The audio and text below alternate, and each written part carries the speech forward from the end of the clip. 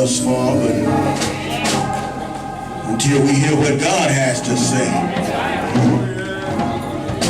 that's what matters the most.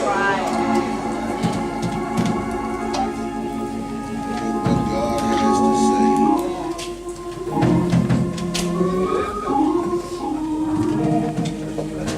May God bless you.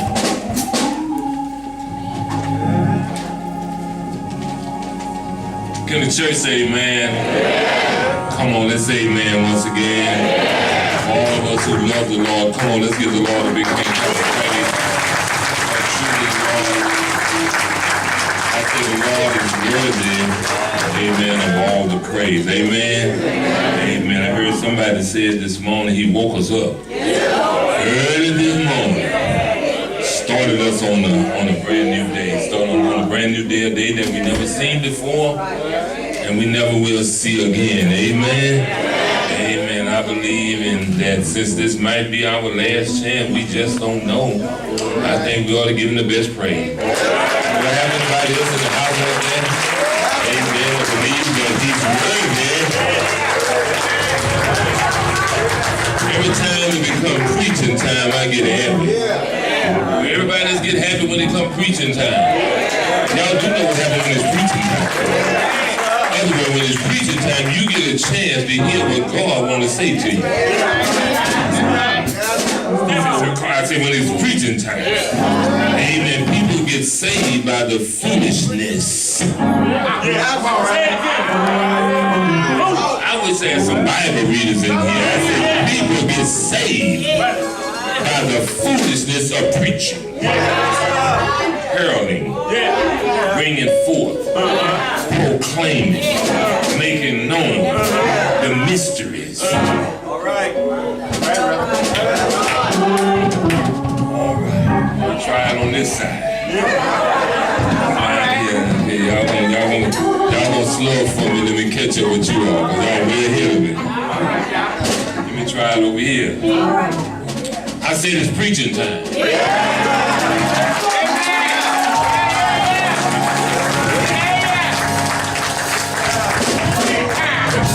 That's a bit better.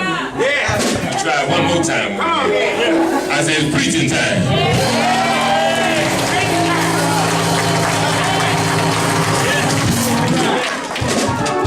All right. I'm going to try it right here. It's preaching time.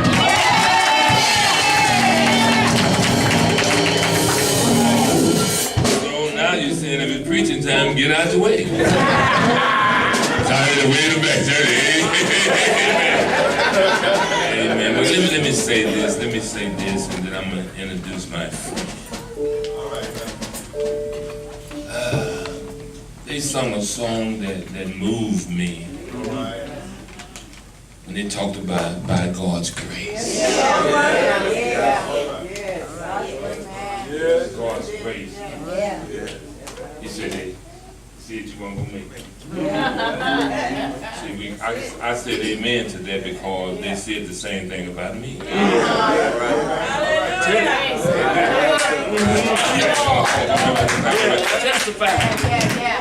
They said the same thing about me. Walker, they said, I give him 1 year.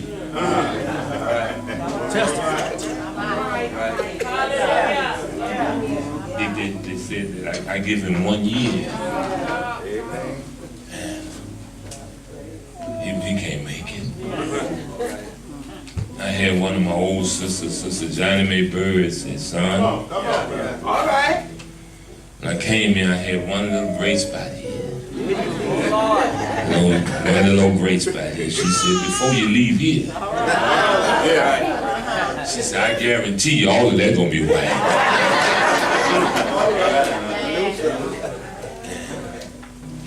But the only reason we stand today is because of God's grace.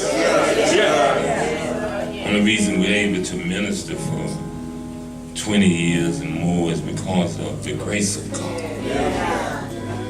The reason we're on our way to heaven is only because of His grace. So I'm grateful today to be here. Then I'm grateful to have an opportunity again to introduce my friend.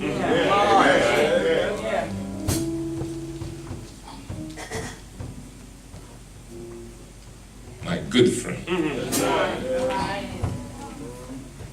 So I don't got to be real with me.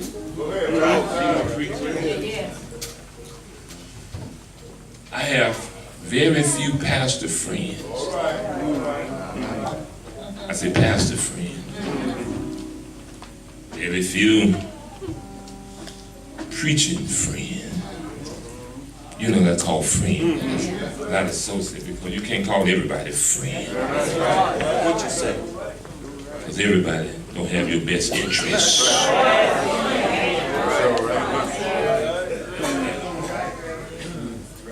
But it was about 6-7 years ago, y'all correct me if I'm wrong, that there was a divine intervention by the intervenor, the one that intervened. And he set up something, and he used people to set it up. It was about 7 years ago that I got the summons to travel to Louisiana, big city, Sterlington, right on the outskirts of another big city called Monroe.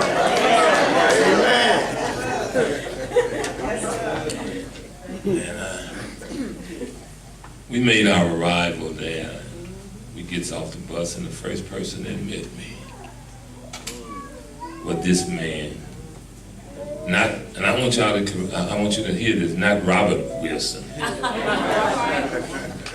but Richard Wilson. That's me. I made the mistake again. But he met me with his church family with a heart of love, heart of compassion, heart of kindness. And the Lord God, and by the way of His Holy Spirit, connected us together. And He's my friend. I said, He's my friend. He told me, and I tell him the same thing, as long as I'm here, as long as I'm at Pilgrim, he got this Sunday. And every other year, he told me the same thing. He said, as long as I'm pastoring at St. James. He said, you got that Sunday. He said, and if I'm not pastoring that, you won't be preaching that no more, cause wherever I'm at, you won't come there.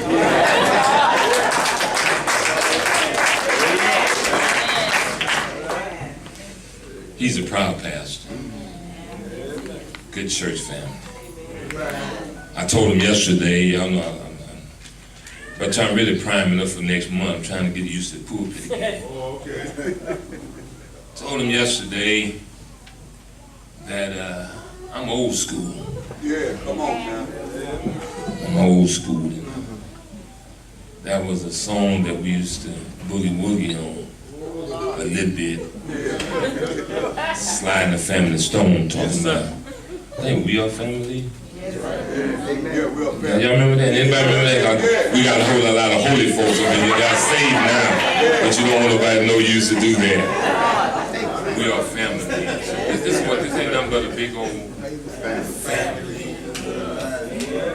My friend, Pastor Richard Wilson, First Lady Wilson. Now, Yes. he's going to remind us again today of a man that took 2 fish.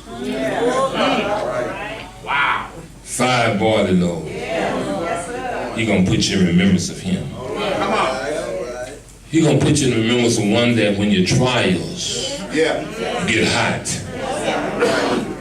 he's going to put you in remembrance that somebody can take the heat out your fire. He's going to talk about a little while, one that when you're facing your Jordans, Yeah. and you need a beltway to go through. Come on, Reverend. He He gonna tell you about one that when you facing your Red Seas, you got Pharaoh behind you, and you got Red Seas in front of you. He gonna tell you about somebody that was able.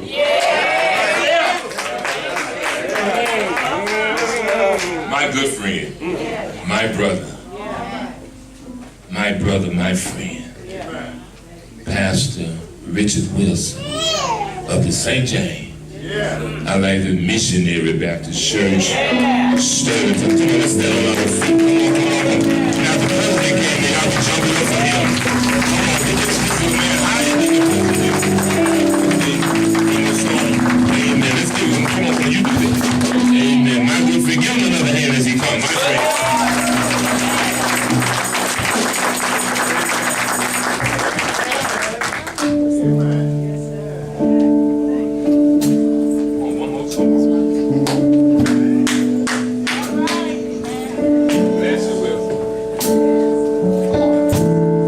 This one here is dedicated to my friend. This song right here, I told him I wanted to sing this for my friend.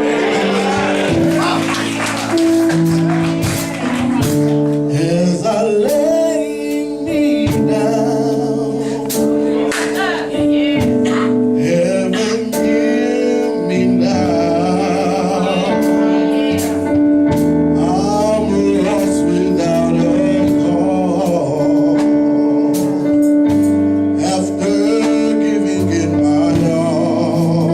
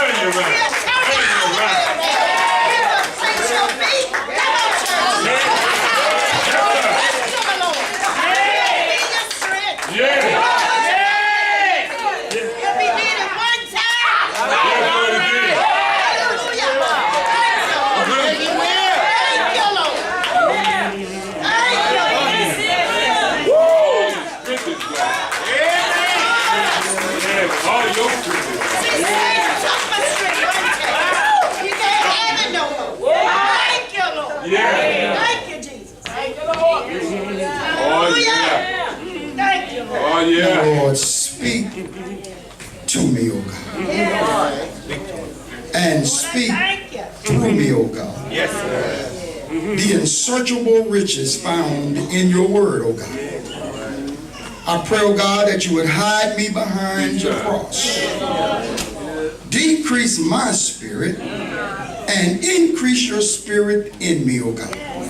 That the words of my mouth, the meditation of my heart, might be acceptable in your sight. For Lord, you are indeed my Redeemer, and you are my strength. Yes, sir. In Jesus' name I pray. Amen. Let's just preach. All right. We have prayed. We have praised. We have sung. Now let's hear a word from the Lord. Yes, sir. If you will, turn with me to Acts chapter 12. Good one, man. Yes, it is. Acts chapter 12. Begin reading at verse 1. All right.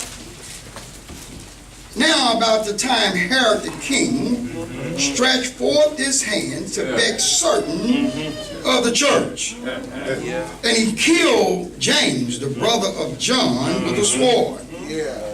And because he saw it pleased the Jews, he proceeded further to take Jesus also. Then were the days of the unleavened bread. And when he had apprehended him, he put him in prison and delivered him to 4 quarantine of soldiers to keep him, intending after Easter to bring him forth to the people. Peter, therefore, was kept in prison, but prayer was made without ceasing of the church unto God for him. And then one more verse, verse 11. And when Peter was come to himself, he said, now I know of a surety that the Lord has sent his angel and has delivered me out of the hands of Herod and from all the expectation of the people of the Jews. All right. Come on, Hannah. Blessing to the reader, the hearers, and the living out of his holy word. From this text, here's what I'd like to title our conversation today. But God. But God. Let me hear you, man. But God. God. Yeah. Life can throw you sometimes some impossible situation. Come on, man. Bad things can happen to good people. Come on, Wilson. Come on, Wilson. I don't care what you say. Here's what I know for my own sake. That sometimes things the odds can be stacked up against you. Wilson. No. I'm not talking about because you didn't come to church. How about that? I'm not talking about because you didn't pay your tithes. All right, Doc. Come on.